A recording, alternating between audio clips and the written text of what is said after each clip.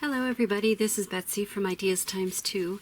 Today I have a tutorial how to make lace stained paper using ink.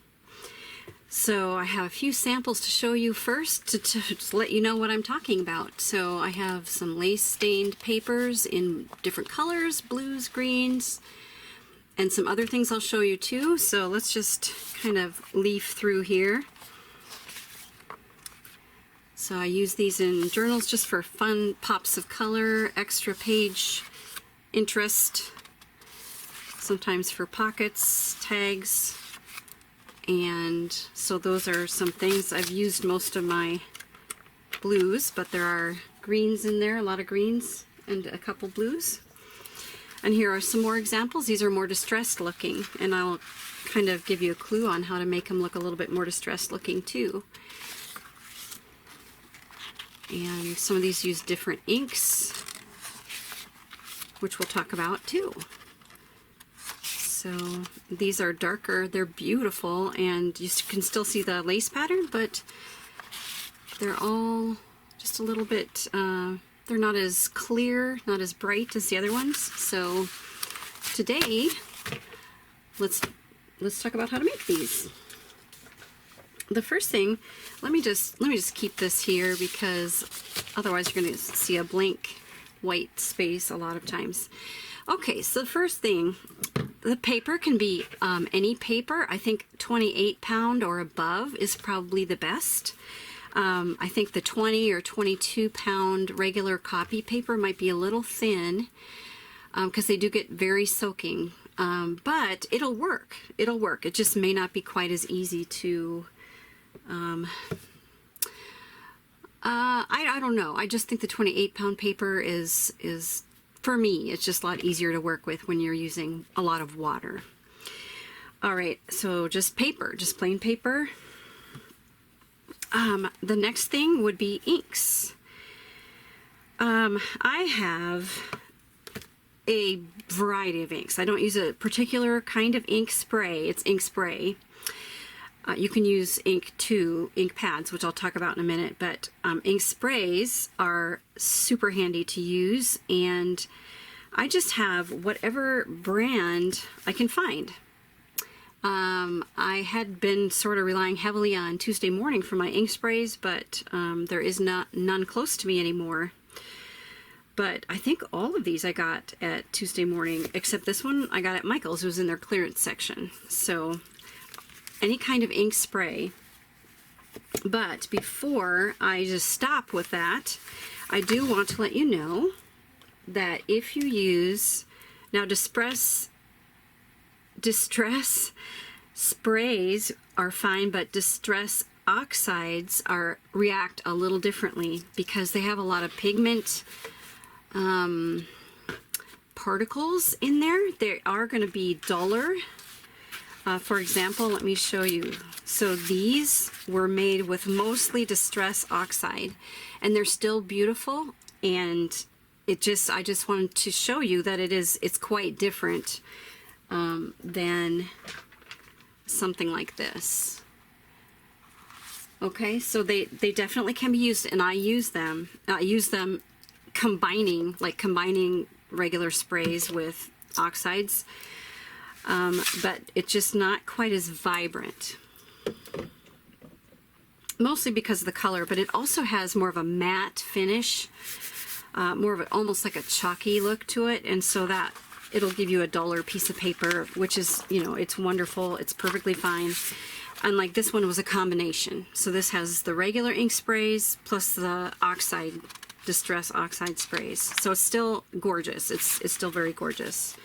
So I'm just letting you know the different effects that can happen. Now these were made, I use the same doilies that I use for coffee lace stained paper. And this was not washing the lace doily and was using it as it is. And I really like the way these turned out as well. So you've got sort of that aged looking lace print on top of the ink, the colored ink. So I really like that too, but they're just all a little bit different. So depending on what you use, they're going to look different, and I'll show you the doilies I use.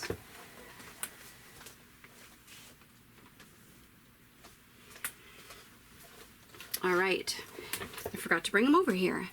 It's the vintage plastic lace looking doilies.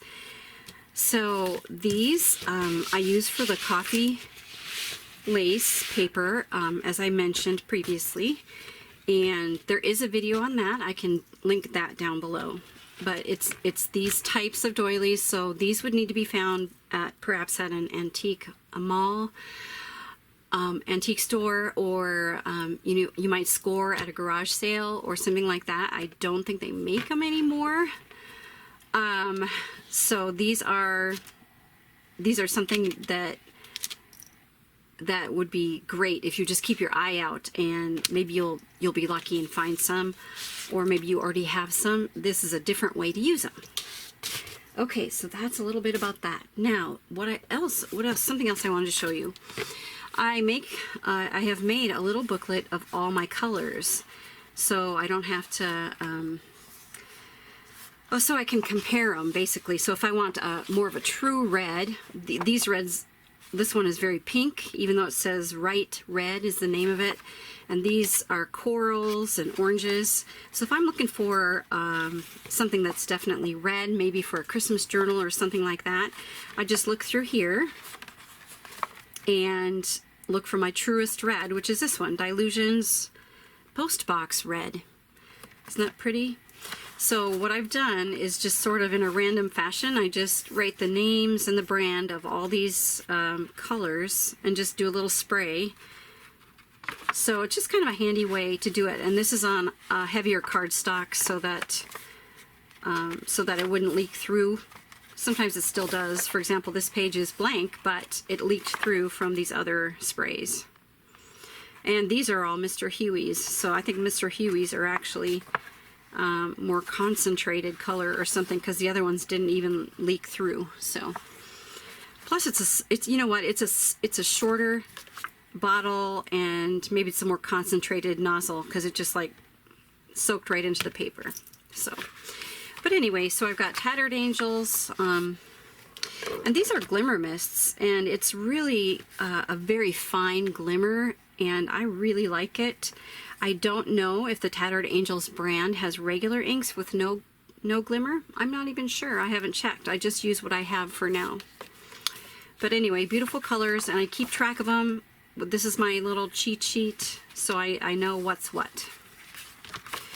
So it's kind of nice. It's just put together with a little pamphlet stitch, and very handy. I refer to that a lot. All right, so I'm going to set up the camera in a different location so I can show you how I make these papers, and I will be back in a minute. Okay, I am back. I'm going to turn this so it's a little straighter for you. All right, so now we're going to have a plastic covering or something to protect your surface area. And we're going to start out with wet paper. So I've already wet this paper. It's starting to dry in a few spots. So I'm just going to spritz it with some water. Make sure it's nice and wet.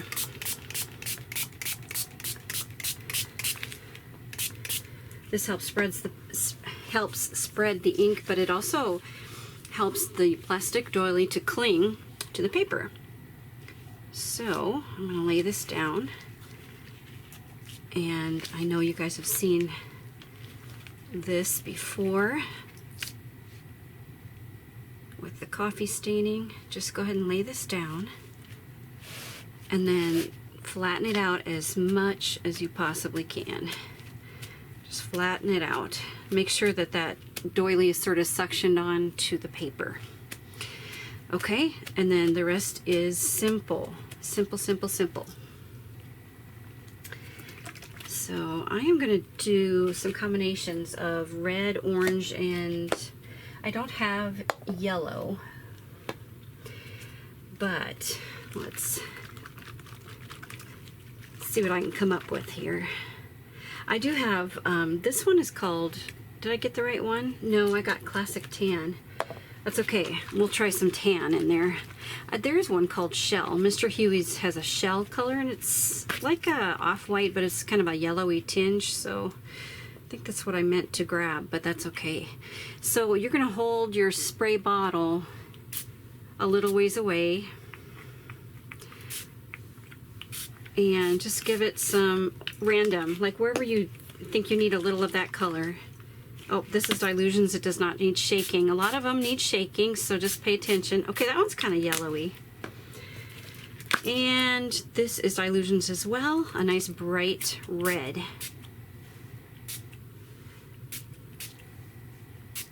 Wherever you think. I have a lot of red on there, so I'm going to see if I can possibly. I'm going to bring this tan, or this, what is it called? Classic Tan. See if I can get some sort of fall looking paper. Okay, so we'll see how that goes. If you think you have spots, those spots are going to ruin your design, just go ahead and hit it with water to help that ink spread. Okay, that's it. So just let this dry. You can you can dry it with a heat tool. Just make sure not to go sideways. Make sure to hold it straight up on top. But I think the best way is just leave it until it dries. So for several hours or maybe even overnight. And of course, when you do this, I just did one paper for you guys, but of course you're gonna wanna do many papers at a time because you've got all the supplies out and you might as well, right? And if you have more than one doily, sometimes we're only able to have one doily or something like that. So there's nothing you can do about that. But so that is it. The other thing I was gonna mention is you can use your ink pads. Now this is Distress Oxide, so it would have more of a matte finish. And I wouldn't recommend going down on the paper because your paper's wet and it's got other inks on it. But you can smush it off to the side and see, especially if it's newer and it's got a lot of ink in it, you can press that color down and spray it so it doesn't dry out, and then take like a sponge brush. I want to get one of those real quick. It's a sponge brush. Just take that and dip it in your ink and then sponge it on. And it's going to take a little bit more work. The spray is obviously going to work a little bit better, but I'm saying, what I'm trying to say is that if you don't have a lot of sprays, or if you don't want to invest in a bunch of sprays, but you have a lot of ink pads, well, just go ahead and dab it on, and you can see what nice color this has gotten, right? With the water, the oxide inks and the distress inks react with water, so it's pretty amazing. They work really well with this technique. So I'm putting some layers of sort of yellow in the same spot. So I'm gonna let this dry, and then I'll come back and I'll probably make a few more. I'll come back and show you what they turned out like. I'll be back in a minute. All right, I am back. I did want to mention before I show you the papers, if you have a lot of ink left over on your plastic sheet, don't waste it. You could use it for something else. If you have tracing paper, you can lay that tracing paper down on your ink and smoosh it around. Take a glove and sort of bring all that ink together in one spot and smush down a piece of tracing paper, a tag or two for a background color on a tag, regular paper, notebook paper, grid paper, so many things. You can make a beautiful mottled color on a piece of paper or a tag. So also, if you do it on tracing paper, I have another tutorial coming up for that. So I'm going to actually do another tutorial on how I make my my inked waxed paper. So that will be coming up. So if you have any leftover ink, use some tracing paper and then you'll be a step ahead for the next tutorial. Okay, so let's go over the papers. This one I'm super happy with them. I'm not never happy with them. I think they're all beautiful in their own way. This one does have, my brown spray is very splotchy. Obviously, either the nozzle needs cleaning or it's just getting down to the bottom and it's a little bit heavier or something. I don't know. It's still pretty though. I like it, but you can kind of see how the brown got a little bit splotchy on me. But I'm telling you, these colors, I really, really like them. All right, so that's one. Here's another one. And here is another one, and you can see that I didn't have a lot of ink in this area, so it's white, but just looks distressed to me. It doesn't look bad at all. I should show you the backs too. The backs do have the image in reverse, and it's just lighter. And this one here was very bright on this side, and it's lighter on here. You can still see the doily, and I must have had a little bit of water plus ink or something on my plastic sheet for that, because that's a little spot there, but it's still so vibrant and so pretty. Okay, and we already did those. Now this one I wanted to show you as well. This is really cool too. So this one I did without wetting the paper first.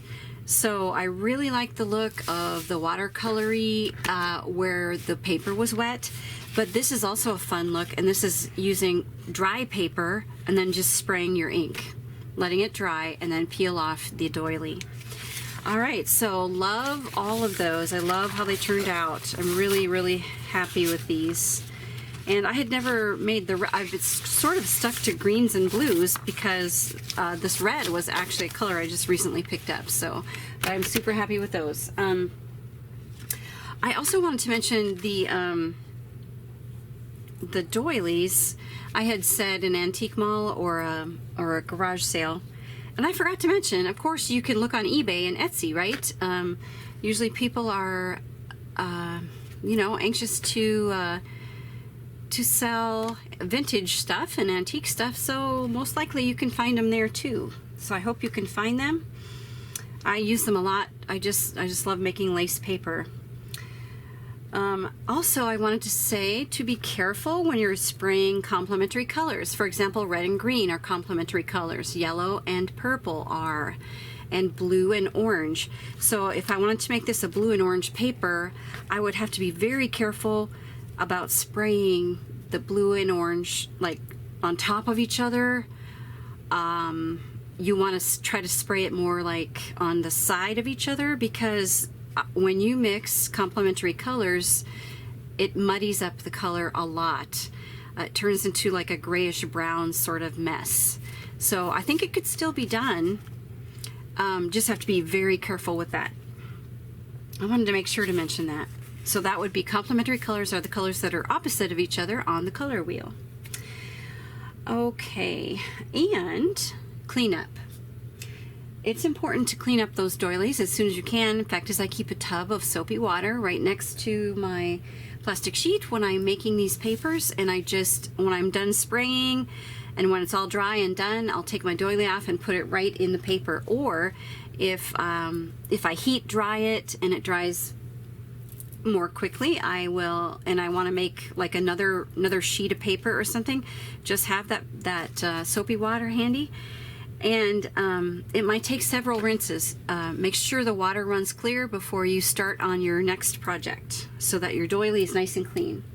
Also, when you use coffee, like I'd been using these doilies for coffee for a long time, and I've rinsed it off, but that coffee, you probably need to soak it just a little bit in the water before that coffee will come off completely, or some kind of a cleanser, gentle cleanser, something like that.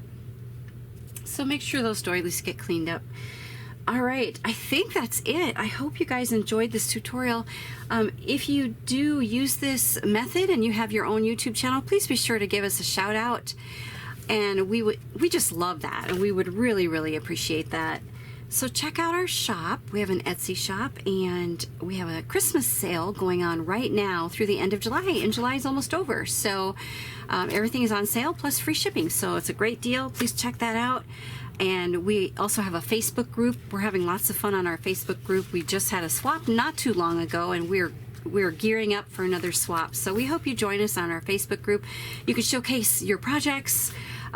We take pictures of our projects and we post them on there, and it's a great group. It is, and we are also on Instagram. So we love our subbies. Thank you so much, and we will talk to you later. Goodbye.